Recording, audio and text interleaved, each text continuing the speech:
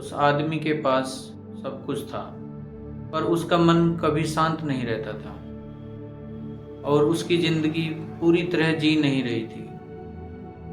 हर रोज उसकी इमोशंस उसे थकाते थे और उसका माइंड बहुत ज़्यादा उड़ा सा बना रहता, जैसे अंदर का शोर बाहर नहीं निकलता।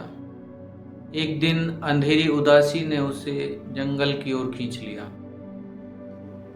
जहां उसने एक शांत सी जगह पाई।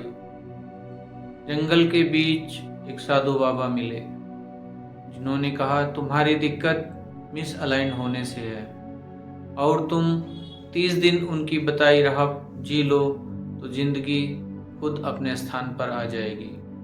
यहीं से शुरू हुई 30 दिन की गहरी यात्रा, जहां पहला दिन क्या सिखाता है, ये कहानी अब आगे बढ़ेगी।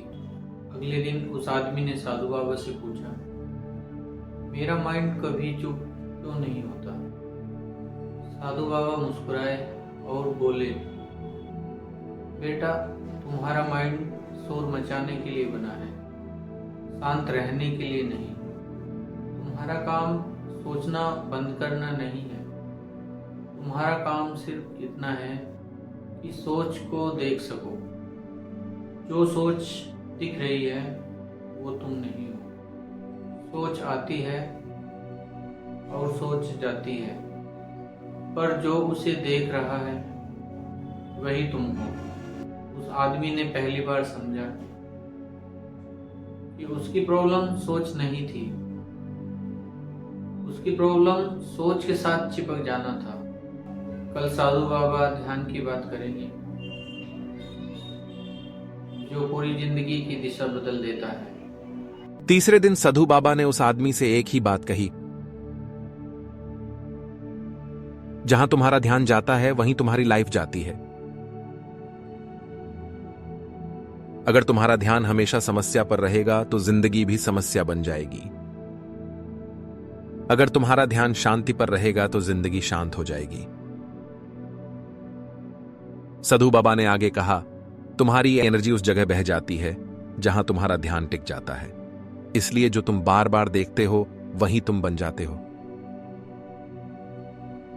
उस आदमी ने समझा कि उसकी जिंदगी बिगड़ी हुई नहीं थी, उसका ध्यान गलत जगह बंधा हुआ था।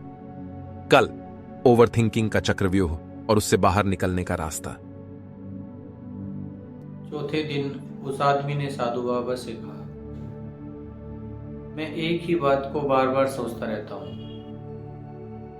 साधु बाबा ने जमीन पर एक गोल घेरा बनाया और बोले, इसे चक्रव्यूह कहते हैं। जब तुम एक ही सोच के चक्कर में घूमते रहते हो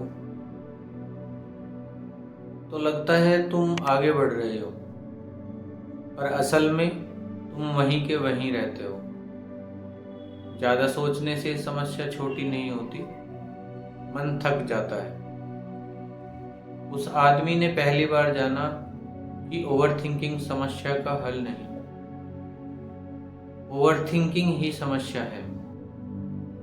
कल साधु बाबा बताएंगे कौन देख रहा है इस सोच को। पांचवें दिन साधु बाबा ने एक सवाल पूछा, जो सोच तुम देख रहे हो उसे देखने वाला कौन है? अगर तुम सोच होते तो तुम उसे देख नहीं पाते। बादल आसमान में आते जाते रहते हैं, पर आसमान वही रहता है। सोच बादल है और तुम आसमान हो। उस आदमी के लिए ये बात नई थी, पर दिल को सच लगी। उसने महसूस किया कि वो सोच नहीं, वो सोच को देखने वाला है। कल साधु बाबा शांति की बात करेंगे, जो शब्द के बिना होती है। छठे दिन साधु बाबा बोले, बस शांत बैठे रहो।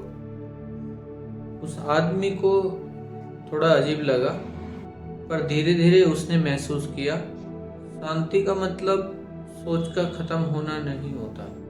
शांति का मतलब होता है सोच के बीच का खाली स्पेस। जब तुम उस खाली जगह को महसूस कर लोगे तो शोर तुम्हें छू नहीं पाएगा। उस आदमी ने पहली बार बिना कुछ किए ठीक महसूस किया। कल पहले हफ्ते का हिसाब होगा। 7वें दिन साधु बाबा ने उस आदमी से कहा, तुम्हारी लाइफ अभी बदली नहीं है, पर तुम बदलने लगे हो। अब तुम सोच के अंदर नहीं रहते, तुम उसे देखते हो। ये शुरुआत है। उस आदमी ने पीछे मुड़कर देखा। बाहर जंगल वही था, पर अंदर कुछ शांत हो चुका था। और ये सिर्फ पहला हफ्ता था। कल से कहानी दिल की तरफ मुड़ेगी। इमोशंस का सफ़र शुरू होगा।